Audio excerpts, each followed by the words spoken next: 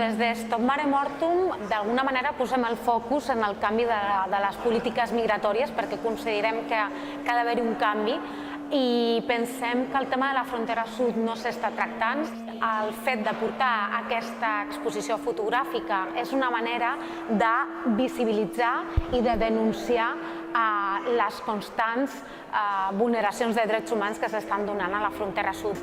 No es parla, no es deixa parlar de lo que està passant allà baix i nosaltres pensem que és un moment de visibilitzar, denunciar i sobretot començar a treballar per posar sobre la taula polítiques que facin canviar la situació que hi ha allà baix a casa nostra.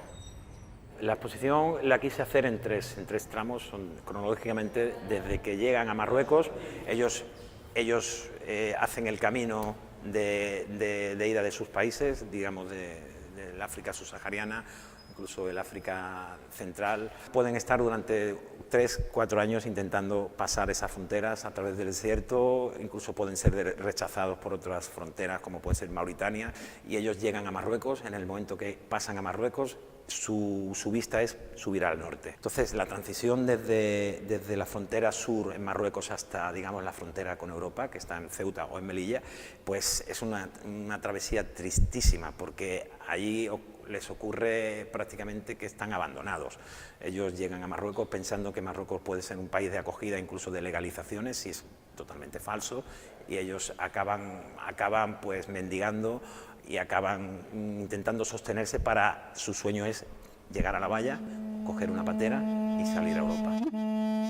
Durante 2 años he estado recopilando fotos porque hay muchísimas más, pero bueno, he considerado que estas son las más representativas, ilustrativas para conocer el fenómeno migratorio y sobre todo para conocer lo que está pasando en la frontera sur de Europa. És una vulneració constant dels drets humans.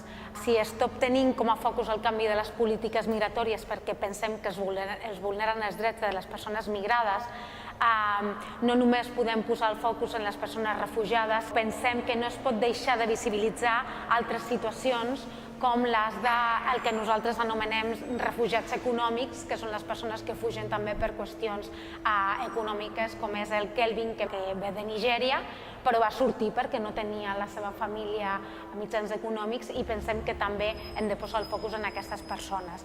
Un poco luz verde a la gente que ya vive ya aquí, que ella ha luchado tanto para venir, por lo menos poder dar una ayuda, ¿sabes? Cambiar algunas leyes, entrar para venir, para que su vida pueda ser un poco mejor. ¿Sabes? Una persona no puede estar 15 años sufriendo, no, 20 años sufriendo, ¿sabes? Por lo menos la gente viene aquí para por lo menos tener una vida digna. Ens trobem amb vulneracions de drets humans de diferents tipus. D'una banda trobem que hi ha persones de l'Àfrica negra, per així dir-ho, que no estan tenint accés a la sol·licitud de la protecció internacional. Quan sabem que això és un dret, hem de demanar, d'exigir que el dret a sol·licitar l'asil el puguem tenir no només a Grècia, no només en les quotes de reubicació i reassentament que parlem ara, sinó també en la frontera sud. Jo crec que hem de treballar per el restabliment de la legalitat a la frontera sur, ja que hi ha una situació d'excepcionalitat jurídica a la qual no s'està aplicant de manera correcta. Jo crec que la primera i més urgent és la prohibició de les devolucions en calent, no només la derogació de la reforma que es va fer amb la llei Mordassa, sinó que una pràctica que es porta fent des de fa molt temps es deixi de fer.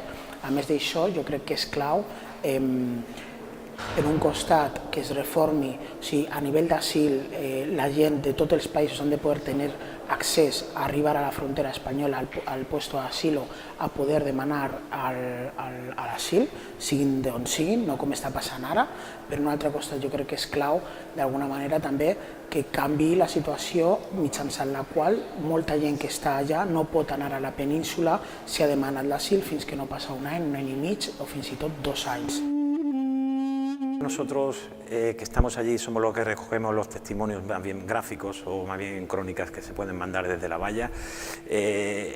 Vemos la impunidad, como hay alguna foto por ahí que es muy visible, la impunidad de llegar personas que van a hacer su trabajo como fuerza de seguridad del Estado y antes de devolver a 200 personas que están encaramadas de una valla se hacen una foto.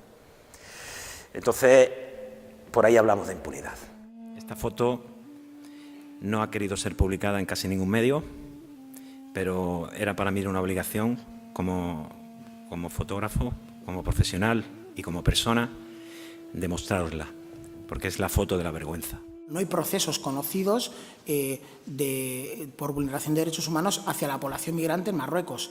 Esto da una panorámica de la situación de autoritarismo que se vive en el gobierno en el país de Marruecos. Situación que lejos está de asimilar incluso a nivel social de lo que es Marruecos si no es Marruecos. O sea, porque en muchas ocasiones Marruecos parece el país amable donde está muy bien irse de vacaciones, y yo creo que estaría bien empezarse a replantear, al igual que nos replanteamos qué es lo que hace el Estado de Israel con la población palestina, qué está haciendo Marruecos con la población saharaui y qué está haciendo con la población migrante, porque lo que está haciendo es al servicio y bajo la responsabilidad también de la Unión Europea vulnerar derechos de una manera muy fuerte. Jo crec que és molt important veure quins acords s'està havent en aquest moment entre Espanya i el Marroc, entre el Marroc i la Unió Europea, que no és fortuït que hagin hagut 2 salts en 72 hores amb gairebé 900 persones.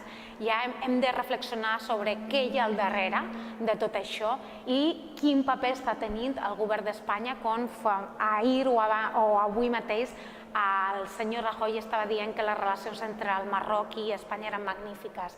Crec que des d'Stop pensem que hem de revisar una miqueta tot això, veure el paper que tenim, veure les causes, veure com és el tema de la cooperació i veure el tema de les polítiques migratòries des d'una perspectiva molt més global. Jo crec que és clau el paper de les entitats de drets humans que puguen estar treballant allà al terreny i que puguen estar donant suport a la gent que ja està treballant. O sigui, d'alguna manera, si cada cop que passés alguna cosa hi hagués una reacció, hi hagués una querella, hi hagués una resposta, òbviament això ho hauria de fer el propi Estat, però la situació en la que estem ara és de que estan condecorant a guàrdies civils després del Tarajal, del cas del Tarajal. Llavors jo crec que és clau el paper de treball de la societat civil. Jo crec que és responsabilitat col·lectiva, que entre tots assumim la responsabilitat que tenim davant la frontera sud, és a dir, que estem aquí a Barcelona, però que entre tothom hem de canviar les situacions allà, perquè diguem que al final ens toca a tothom i és la nostra responsabilitat. Podem mirar altres fronteres i altres situacions, però nosaltres, com a mínim a la nostra, que a vegades està una mica oblidada, la situació a la frontera sud.